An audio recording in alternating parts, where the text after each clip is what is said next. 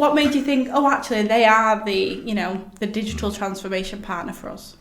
It came about probably 4 years ago, I'd say. And as I came into the practice, Ellen and Sam had already identified that they needed a bit more support, sort of strategic support in the business. And you were looking then at, I can't remember what they're called, like a consultant. Yeah.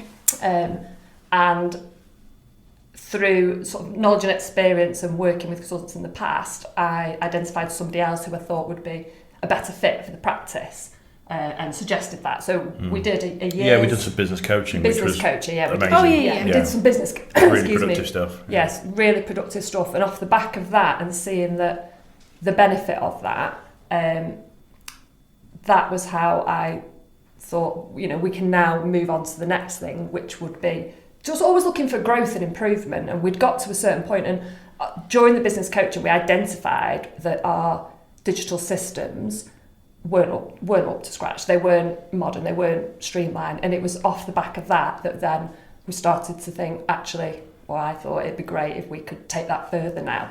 Started to look into it, and I was looking at, I did loads of demos of software, and I did loads of research. And then I thought, we went up to the Xero's offices and we saw things there, and I was just overwhelmed with, it was like a pick and mix out there. There's so many different things. Yeah, it's hard. And so many different practices use so many different business tools or IT softwares and cloud-based things. And I was like, actually, this is way beyond my skill set. How on earth do I drag all this together? And how do I make recommendations to Ellen and Sam of what to do? Yeah, I absolutely love what you said there, because it's, as anyone would, as we know, there is a huge market of software out there, and it's like the main question is how do I choose the right one for my business?